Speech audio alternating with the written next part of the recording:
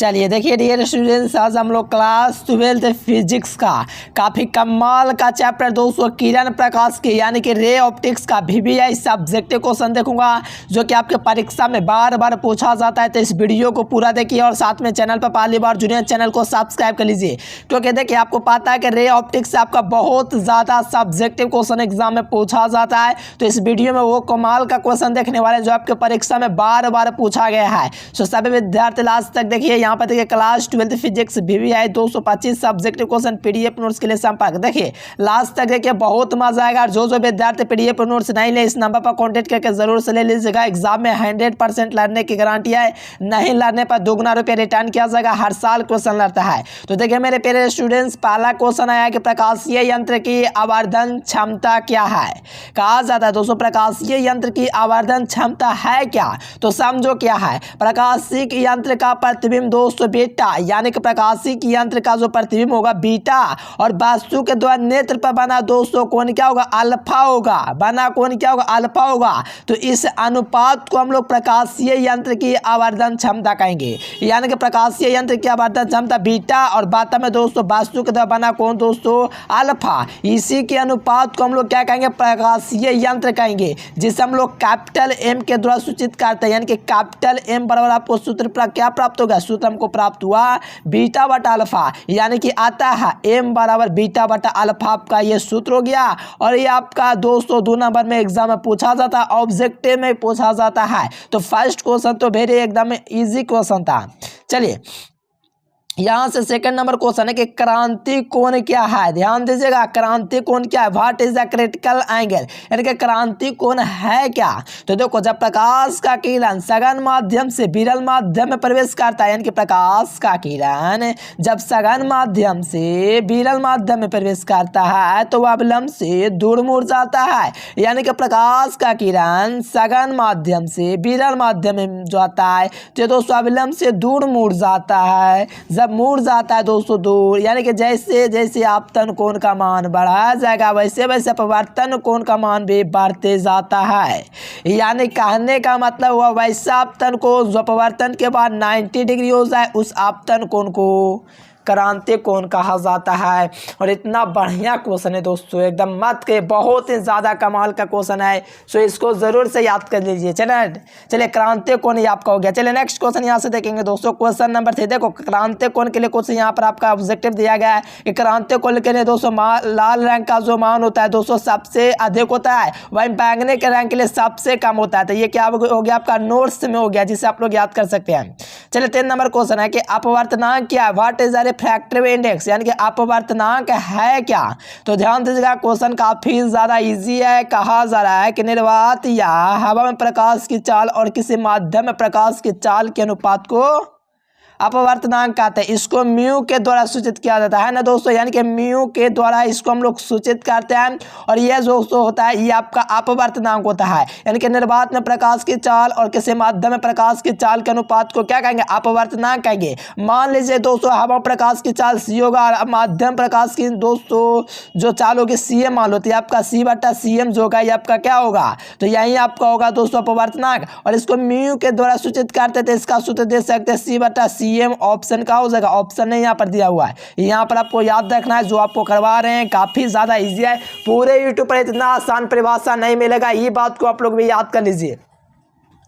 चलो एकदम आसान परिभाषा है, इसको जरूर से याद कर लीजिए।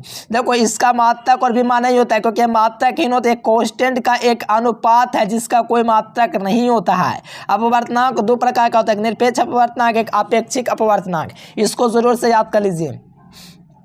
चलिए ऑप्टिकल फाइबर क्या है, what is the optical fibre and right is uses, यानी कि इसका उपयोग भी लिखना है। यानी कि ऑप्टिकल फाइबर क्या है, इसका उपयोग भी लिखना है। तो देखो ऑप्टिकल फाइबर एक ऐसी युक्ति है जिसकी सहायता से प्रकाशीय संकेतों को बिना तीव्रता में हानि हुए एक स्थान से दूसरे स्थान तक भेजा जाता है। यानी कि ऑप्टिकल फाइबर एक ऐसी युक्ति है जिसकी सहायता से प्रकाशीय संकेतों को बिना तीव्रता में हानि हुए एक स्थान से दूसरे स्थान तक भेजा जाता है। इसी को हम लोग ऑप्टिकल फाइबर कहते हैं। ऑप्टिकल फाइबर का उपयोग की जहाँ बात करें तो ऑप्टिकल फाइबर का उपयोग रोग उपचार में किया जाता है, यानी कि ऑप्टिकल फाइबर जो होता है दोस्तों इसका उपयोग रोग उपचार में किया जाता है, साथ में इसका उपयोग विद्युत संकेतों में भी किया जाता है, यानी कि ऑप्टिकल फाइबर जो होता है इसका यूज विद्युत संकेतों में भी किया जाता है, और साथ में इसका उपयोग अपवर्तनांक मीटर में भी किया जाता है। देख सकते हो ये ऑप्टिकल फाइबर का यूज है, ऑप्टिकल फाइबर का उपयोग रोग उपचार में किया जाता है, ऑप्टिकल फाइबर का उपयोग विद्युत संकेतों में किया जाता है, ऑप्टिकल फाइबर का उपयोग अपवर्तनांक मीटर में भी किया जाता है, यानी कि ये सब क्या है ऑप्टिकल फाइबर का उपयोग है।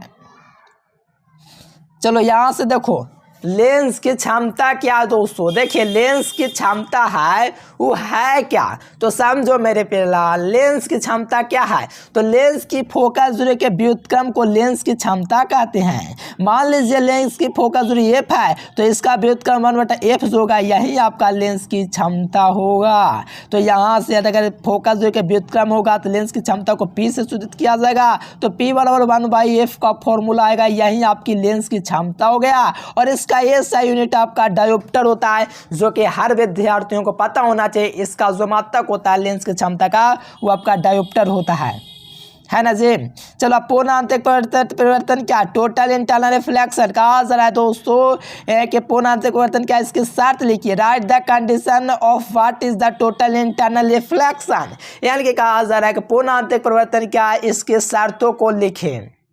तो सबसे पहले फर्स्ट ऑफ ऑल आपको लिखना है कि जब आपतन कोण का मान 200 क्रांति कोण के मान से अधिक होता है तो प्रकाश का किरण दूसरे माध्यम में ना जाकर के पुनः उसी माध्यम में लौट जाता है, इसी घटना को पूर्णांतरिक परिवर्तन कहेंगे सर जी ये क्या, अरे भैया हम समझाएंगे, ऐसा थोड़ी याद है यूट्यूबर की तरह को आपको बता देंगे ऐसे ऐसे हुआ। देखो समझो, देखो जब प्रकाश का किरण कहा जाए जब आपतन कोण का मान क्रांति कोण के मान से अधिक होता है, यानी कि आपतन कोण का मान क्रांति कोण के मान से अधिक हो जाता है तो प्रकाश का किरण है दोस्तों इस माध्यम में आना चाहिए, लेकिन ऐसा नहीं होता है, ये उसी माध्यम में लौट जाता है। समझ रहे हो ना, यानी कि प्रकाश का किरण इस माध्यम में ना आना चाहिए, लेकिन ऐसा नहीं होता, प्रकाश का किरण उसी माध्यम इस प्रकार से वापस लौट जाता है। यानी मान लीजिए हवा वाला अपवर्तनांक ऊपर है, नीचे कांचा वाला है, तो इस कांचा वाला अपवर्तनांक बनाना चाहिए, तो हवा में भाग गया, देखो यहाँ से आया फिर ऊपर ही भाग गया, यानी कि माध्यम में आया कब, जब आपतन कोण का मान क्रांति कोण के मान से अधिक होगा तब। यही होता है पूर्णांतरिक परिवर्तन। जब इतना फिगर बना लोगे तो आपका कोई मास्टर नहीं जो कि आपका 1 नंबर कटौती करेगा, पूरा नंबर देगा, ये बात को भी ध्यान रखना। इसलिए कहते हैं समझिए, रटिए नहीं, रटाने वाला बहुत सारा आ गया, लेकिन आपको समझ के पढ़ना है। देखो इसका शर्त आपको बताया मैंने, देखो इसका शर्त होता है कि आपतन कोण का मान क्रांति कोण के मान से अधिक होना चाहिए। देखो आपतन कोण का मान है वो क्रांति कोण के मान से अधिक होना चाहिए, और प्रकाश का किरण सघन माध्यम से विरल माध्यम में होना चाहिए, यानी कि आपतन कोण का मान क्रांति कोण के मान से अधिक होना चाहिए। और साथ में दोस्तों ये जो होता है सघन माध्यम से विरल माध्यम में होना चाहिए, यानी कि सघन माध्यम है तो इस प्रकार से विरल माध्यम होना चाहिए, लेकिन उसी प्रकार से लौट जाता है, तो इस घटना को टोटल इंटरनल रिफ्लेक्शन कहते हैं। चलो आवर्धन क्षमता, आवर्धन और आवर्धन क्षमता में अंतर लिखिए। देखो काफ़ी ज़्यादा इजी है, सो इसको आप लोग को याद रखना। आवर्धन जो होता है वो आपका H2/H1 होता है, और आवर्धन क्षमता भी तो पहले हम आपको बताएं थे बीटा/अल्फा, यह आवर्धन क्षमता हो गया। आवर्धन वेग बढ़ने से बढ़ता है, आवर्धन क्षमता वेग बढ़ने से घटता है, यानी कि आवर्धन है दोस्तों वेग बढ़ने से बढ़ता है, लेकिन आवर्धन क्षमता वेग बढ़ने से घटता है।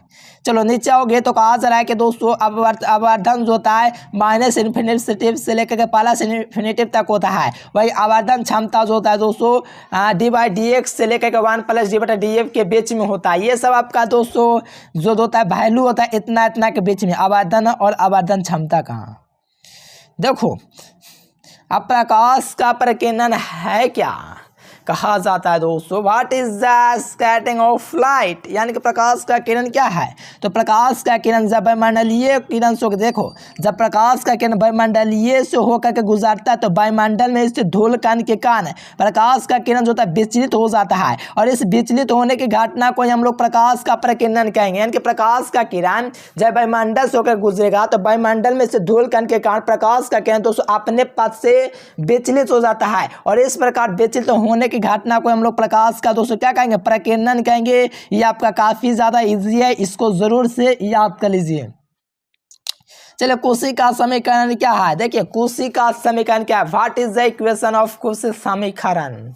देखो काफ़ी ज़्यादा इजी है, ये आपका ऑब्जेक्टिव में पूछा जाता है, आपको भी पता है और कई बार करवाए हैं, एक बार नहीं कई बार। तो देखो कुशी ने सभी रंगों के लिए दोस्तों अपवर्तनांक तरंगधारियों के बीच संबंध प्राप्त करने के लिए, देखो भले लंबा है दोस्तों लेकिन आसान परिभाषा, इसको मास्टर पढ़ेगा ना कहेगा वाह वाह मजा आ गया, उसको 2 नंबर की जगह 3 नंबर भी दे सकता है, इतना खुश हो जाएगा कि देखिए कुशी ने सभी रंगों के लिए अपवर्तनांक तथा तरंगदैर्घ्य के बीच संबंध प्राप्त करते हुए इसे कुशी का समीकरण का दिया, जिसे कुशी का समीकरण के नाम से जाना जाता है। यानी कि दोस्तों अपवर्तनांक और तरंगदैर्घ्य यानी कि अपवर्तनांक लैम्डा और तरंगदैर्घ्य के बीच दोस्तों क्या हुआ, एक अपवर्तनांक मान लीजिए आपका म्यू है और दोस्तों तरंगदैर्घ्य क्या लैम्डा, इसके बीच दोस्तों क्या दिया, एक संबंध दिया यानी कि सूत्र दिया, जिससे हम लोग दोस्तों कुशी का समीकरण या कुशी का सूत्र कहते हैं। इस नियम अनुसार दोस्तों अपवर्तनांक म्यू होगा, विभिन्न रंगों के लिए तरंगदैर्घ्य आपका लैम्डा होगा। तो इस नियम से आपका आ जाइए, इस नियम से 1 + b/λ²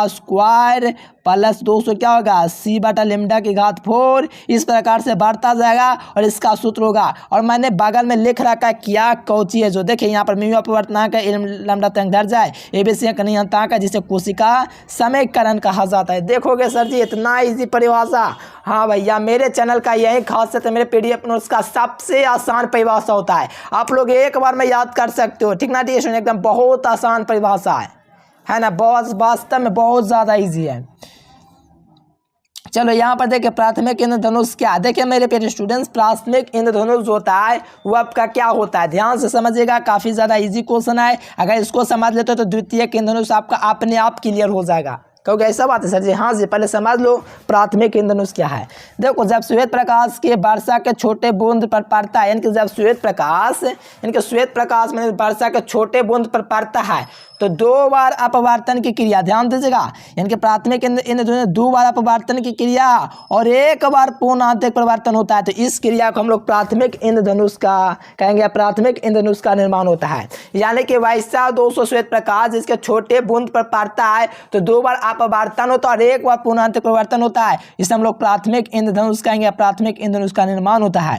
प्राथमिक इंद्रधनुष में द्वितीय के इंद्रधनुष से अधिक चमकीला होता है, यानी कि प्राथमिक इंद्रधनुष जो होता है ना द्वितीय से अधिक चमकीला होता है। इसका आंसर लाल किरण ऊपर की ओर, बैंगनी किरण नीचे की ओर। देखो ये प्राथमिक इंद्रधनुष का परिभाषा हुआ। द्वितीय परिभाषा पूछेगा प्राथमिक का द्वितीय परिभाषा, तो इसमें 2 बार परिवर्तन और 2 बार पूर्ण आंतरिक परिवर्तन, देख लो वही क्वेश्चन है, बस द्वितीय आ गया इसमें, तो इसमें क्या करना है 2 बार अपवर्तन और 2 बार पूर्ण आंतरिक परिवर्तन हो गया। इस क्रिया को हम लोग द्वितीय के इंद्रधनुष कहेंगे। और उसमें जो था दोस्तों उसके विपरीत कर दीजिए, इसके कारण दोस्तों नीचे का दोस्तों जो होता है बैंगनी और ऊपर की ओर लाल होता है। इस प्रकार से आप लोग देख सकते हो एक दूसरे के पॉजिटिव हैं, एक पर एक फ्री है, एक पर एक माल फ्री, तो उसी ये भी माल आपका फ्री है दोस्तों 10 नंबर पर। चलिए अब देखो अंतर लिखना है, वही बात जो अभी हम आपको बताएं दोस्तों, इस बात में वही को लिख देना है, परिभाषा को लिख देना। प्राथमिक इंद्रधनुष द्वितीयक इंद्रधनुष, प्राथमिक इंद्रधनुष दोस्तों द्वितीयक इंद्रधनुष से अधिक चमकीला होता है और द्वितीयक इंद्रधनुष होता है प्राथमिक इंद्रधनुष से कम चमकीला होता है। बस देखो ये परीक्षा में आपका पूछा, ये सब करवा चुके हैं, सोच लीजिए एग्जाम में पूछेगा। प्राथमिक इंद्रधनुष में 2 बार अपवर्तन की क्रिया और 1 बार पूर्ण आंतरिक परिवर्तन की क्रिया होता है, जबकि दोस्तों द्वितीयक इंद्रधनुष में 2 बार अपवर्तन की क्रिया और 2 बार पूर्ण आंतरिक परिवर्तन की क्रिया होता है ना जी। ये आपका द्वितीयक इंद्रधनुष हो गया।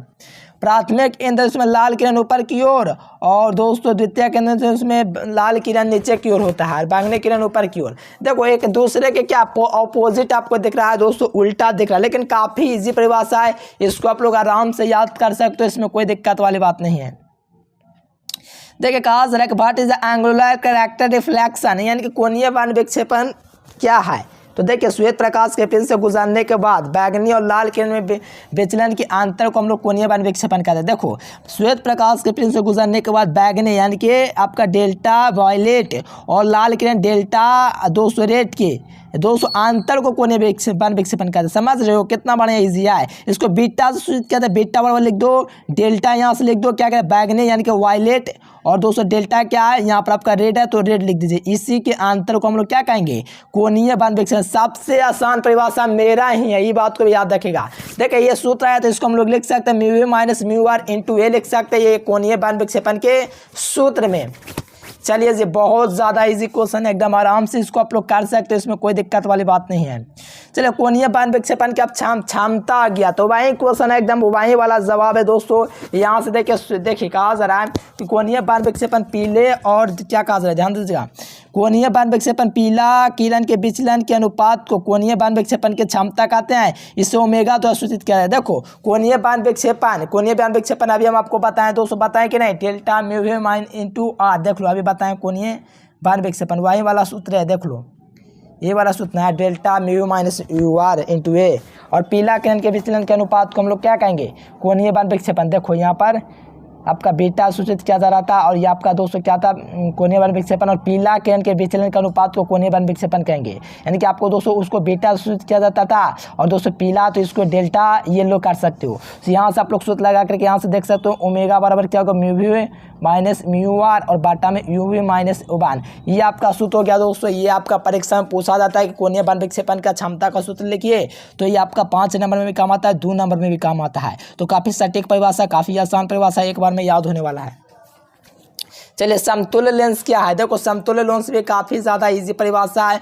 दो या दो से अधिक लेंसों को अगर दोस्तों देखिए दो लेंसों के द्वारा जितना बड़ा प्रतिबिंब बनेगा उसके द्वारा अकेला उसी स्थान पर एक बड़ा प्रतिबिंब बनाता है, तो इसी घटना को समतुल्य लेंस कहेंगे। जैसा कि एक प्रतिबिंब बना दोस्तों, इसी को मिलाकर के एक बड़ा प्रतिबिंब बनता है, तो इसी को हम लोग समतुल्य लेंस कहेंगे। क्या कहेंगे, समतुल्य लेंस, इक्विवेलेंट लेंस।